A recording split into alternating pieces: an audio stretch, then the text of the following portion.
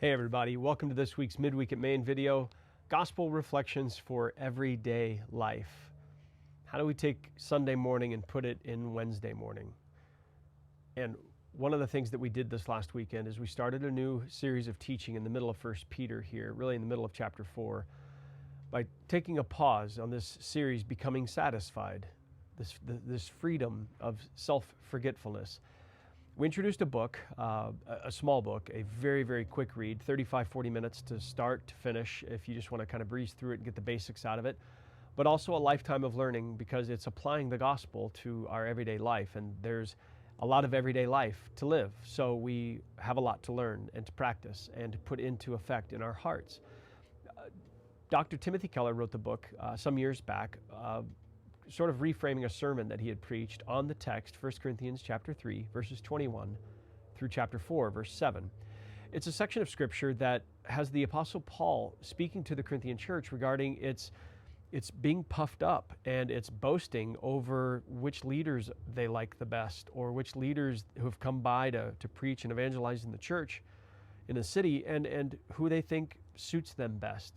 And Paul challenges their approach to things, and he gives this subtle teaching that we looked at this last Sunday in verses 3 and 4 of chapter 4. Now, over the coming weeks, our goal is to not necessarily preach the book to you that Dr. Keller wrote, but to preach the points that the book highlights exist in the scripture. The book is, treat it like a commentary. Treat it like its own sermon, because really that's what it is. We're basically giving you a copy of this book to give you access to another sermon that somebody wrote on Scripture. They exposited and exegeted the text of 1 Corinthians 3, verses 21 through chapter 4, verse 7, and we're deep diving into that a little bit to take a closer look at ourselves, to honestly reflect on what those truths mean and how to live it out, because we need this too. Especially in the middle of chapter 4 of Peter's letter here, where we're seeing that Peter's calling the church to above all, to love one another earnestly. And wow, the impact that comes from thinking through the implications of being self-controlled and sober-minded. All the distractions, and well, why am I distracted? Well, it's because I'm constantly chasing my own comforts, and on and on and on and on we go. And so we wanted to pause. We want to give us a breath of life, a breath of encouragement, and also the tools that you and I need, the tools we want to learn from Jesus how to live right now, because relationships can wear us out. People can sometimes be difficult to live long with or to live well with for a long time. And we have lots of differing opinions, and our culture hasn't exactly done a whole lot to help us in that. So how do we get back to being Jesus's people? And how do we get back to doing that for each other and doing it healthy? Well, the freedom of self-forgetfulness that Dr. Keller spoke of in the book is coming from the text that the Apostle Paul gave us. And the thing is, it's heavy to live this out. It's heavy for us to live out a freedom of self-forgetfulness if we're not free and we're not championing the freedom that we've been given. Over these recent years, we've had a balloon kind of pop in our lives. For years we had 2-day shipping, and it was cheap, and for $100 a year you could get 2-day shipping on anything you wanted, and boom, it'd be there in 2 days, and Instacart groceries at your door whenever you want, and there's DoorDash and all of these conveniences just kind of feeding our comfort. We can download any TV show or movie we want in no time at all, and over our comforts are just bursting at the seams with contentment, so it would seem, and yet here we are craving more and more, and then over the recent 5 years, 6, 7, 8 years, that bubble has burst, and we're not as insulated as we thought we once were. We're not as immune to damage as we once were.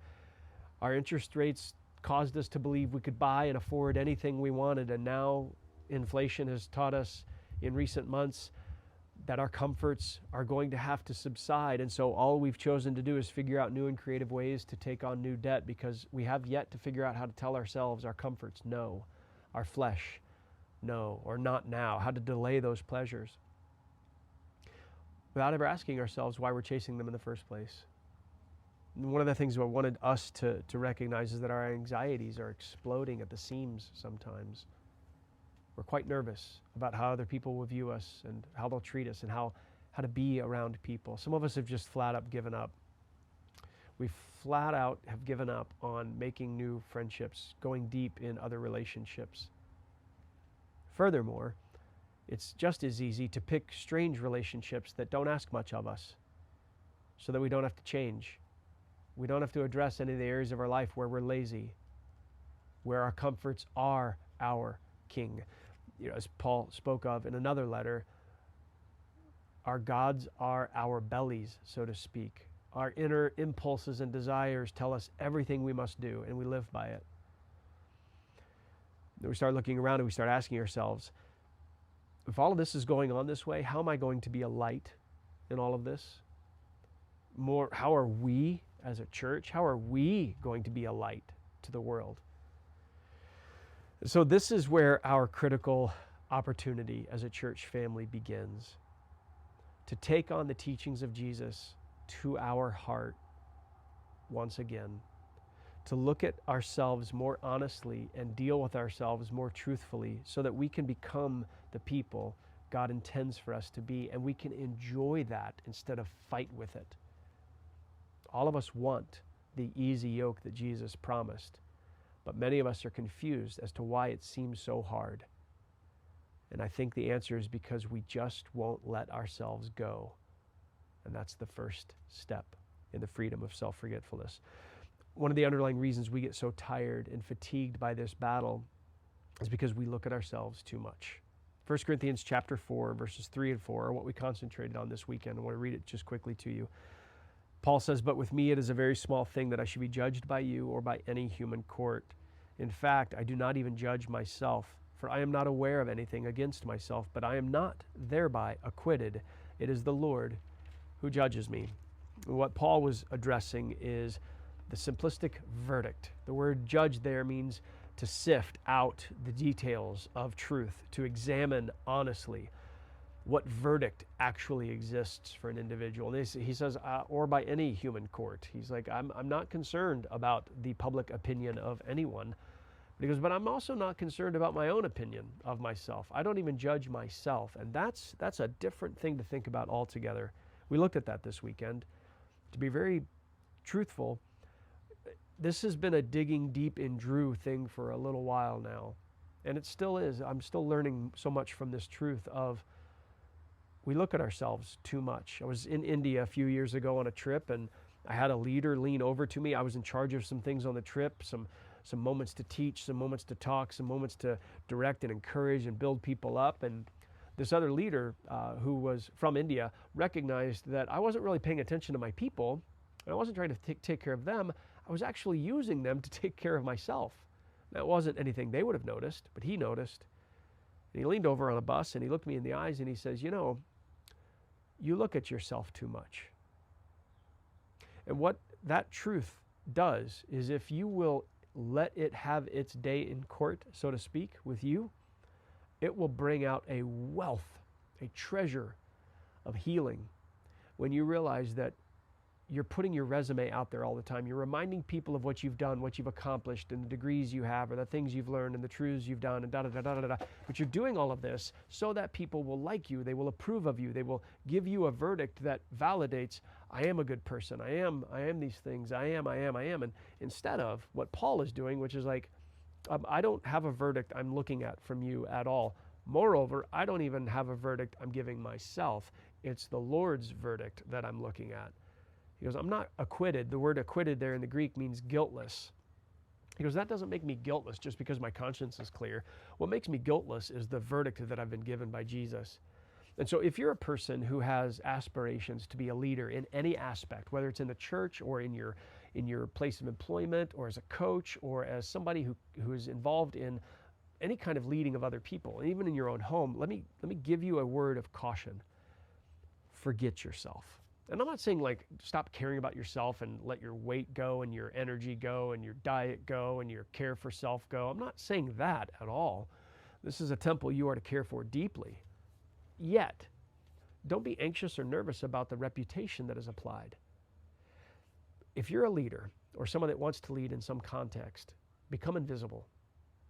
Live in a room where nobody ever really notices you, but instead they notice the effect that you have on them. They notice the impact of care, concern, validation, building up, and encouragement that you applied to them. But you were never really seeking out something for self at all. And it's evident in every platform. You're not trying to control other people's behaviors or use other people's behaviors to give yourself validation that you're doing a good job, but instead, you seek only to find what is best and what is needed for those around you. And you apply it in care and compassion. The goal of self-forgetfulness is truly to become the kind of individual that trusts Jesus' verdict on your life. And here's the end all to this. For some of us, no doubt, probably all of us, we don't want God's verdict that Jesus applies to our lives. We would rather earn it or prove it ourselves. Jesus' verdict isn't good enough in our hearts. And this is what Satan in the Garden of Eden did with Eve in the first place. Challenging what God has said from the very beginning. God has said, we are all guilty. We are all sinners. We are all lost, and we are all unable to save ourselves. Period, period, period, period. There is nothing you can do to undo those truths, which should leave you in a state of utter hopelessness. Yet, God, being rich in mercy, sends his Son, Jesus Christ, to live the life that you and I should live and give us his life while he takes ours. He takes our reputation, the things that we've truly done with what God gave us, and he takes those things and he receives the judgment that we were due, while we now get to receive the judgment that he is due. That's what he gave you and I. And that verdict means if you're in a room with other people and that's your posture, it doesn't matter what anybody thinks. It doesn't matter what you think.